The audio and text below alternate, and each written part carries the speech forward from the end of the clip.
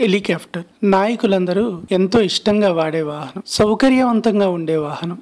ఎందుకంటే ఒక ప్రాంతం నుంచి మరో ప్రాంతానికి వెళ్ళటానికి ప్రస్తుతం ఉన్న రోజుల్లో ట్రాఫిక్ పరంగా రోడ్డు మార్గాన్ని వెళ్తే చాలా టైం పడుతుంది. అదే హెలికాప్టర్లో వెళ్తే ఎటువంటి అడ్డంకులు లేకుండా సునాయాసంగా చేరుకోవచ్చు. కొంచెం స్థలంలో కూడా ల్యాండ్ అయ్యే సౌకర్యం ఉంది హెలికాప్టర్కి. అందుకే దాదాపుగా మన దేశంలో రాజకీయ నాయకులు, పరిపాలనలో ఉన్నవారు, పారిశ్రామికవేత్తలు ఇలా ఓ స్థాయి ఉన్నవారందరూ ఇష్టపడే వాహనం హెలికాప్టర్. మరి ఈ హెలికాప్టర్ ప్రయాణం ఎంతవరకు సురక్షితం అంటే మాత్రం అది $1 మిలియన్ ప్రశ్నగానే మిగిలిపోయింది. హెలికాప్టర్ ఎక్కామంటే మన ప్రాణాలు గాల్లో ఉన్నట్టే. భగవంతుడి మీద భారం వేసి దేవుడా సురక్షితంగా దిగేలా చెయ్యు అని దండం పెట్టుకోవడం తప్ప మరో మార్గం లేని పరిస్థితి. దీనికి ఎన్నో ఉదాహరణలు ఉన్నాయి.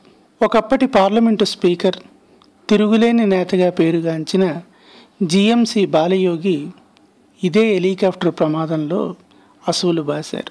రేపటి తరం నేతగా ఒక స్థాయిలో ఎదుగుతారు అనుకుంటున్న క్రమంలో తెలుగువాడు తొలిసారిగా భారత పార్లమెంటుకు స్పీకర్ అయిన ఘనత కూడా బాలయోగికే దక్కుతుంది. అలాంటి నేత ఇదే హెలికాప్టర్ ప్రమాదంలో మరణించటం అందరినీ కలిచివేసింది. సహజ నటిగా ఎంతో పేరు తెచ్చుకుని తెలుగు కన్నడ పరిశ్రమలో తిరుగులేని హీరోయిన్ గా ఎదిగి ఇలాంటి అమ్మాయి మా ఇంట్లో కూడా ఉంటే బావుండు అనేలా ప్రేక్షకుల మధ్యలో నిలిచిపోయిన ఒకప్పటి హీరోయిన్ సౌందర్య కూడా ఇదే హెలికాప్టర్ లో మరణించారు. ఎన్నికల ప్రచారం కోసం నాడు బీజేపీ తరపున ఆవిడ ఎన్నికల ప్రచారం చేయటానికి బీజేపీ పార్టీ తనకు హెలికాప్టర్ ఇచ్చింది. అయితే ప్రచార క్రమంలో అదే హెలికాప్టర్ ప్రమాదంలో ఆమె ఈ లోకాన్ని విడిచి వెళ్ళిపోయింది. మరోపక్క వైఎస్ రాజశేఖర్ రెడ్డి తెలుగు రాష్ట్రాల్లో ఒక బలమైన రాజకీయ నేతగా, తిరుగులేని ముఖ్యమంత్రిగా, కాంగ్రెస్ పార్టీ రథసారథిగా ఎంతో పేరుగాంచి వైఎస్ రాజశేఖర్ రెడ్డి రచ్చబండ కార్యక్రమానికి హెలికాప్టర్లో వెళ్తూ తిరిగి రాని లోకాలకు వెళ్ళిపోయారు. దీంతో హెలికాప్టర్ ఎక్కడమంటే మన ప్రాణాలు గాల్లో వదిలేయడమేని అందరూ అనుకున్నారు. మహారాష్ట్ర ముఖ్యమంత్రి దేవేంద్ర ఫడ్నవీస్ కి త్రుటిలో పెను ప్రమాదం తప్పిన సంగతి అందరికీ తెలిసింది. ఆయన కూడా హెలికాప్టర్లో అన్నదాతలను పరామర్శించే కార్యక్రమంలో హెలికాప్టర్లో ప్రయాణిస్తున్న క్రమంలో సాంకేతిక లోపం తలెత్తడం, దాన్ని లాతూరు పరిసర ప్రాంతాల్లో సడన్ గా ల్యాండింగ్ చేయాల్సి వస్తే అక్కడ ఉన్న ఒక కర్రను గుద్దుకుని కుప్పకూలింది. అయితే స్ట్రైట్ గా ఆ హెలికాప్టర్ కింద పడ్డంతో ఎటువంటి ప్రమాదం జరగకపోయినా ఒక్క కుదుపు మాత్రం కుదిపింది. ఎందుకంటే ఫడ్నవీస్ కి ఇంకా నూకలున్నాయి, ఎక్కడో ఏ భగవంతుడో కాపాడాడు అని అందరూ అనుకున్నారు.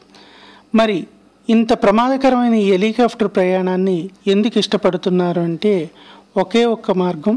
రోడ్డు మార్గంలో నానాటికి ట్రాఫిక్ పెరిగిపోతుంది. ఇంత ప్రమాదకరమైన హెలికాప్టర్ని ఎందుకు అందరూ ఇష్టపడుతున్నారంటే ఒకే ఒక్కటి ఏంటంటే రోడ్డు మార్గంలో నానాటికి ట్రాఫిక్ పెరిగిపోతుంది.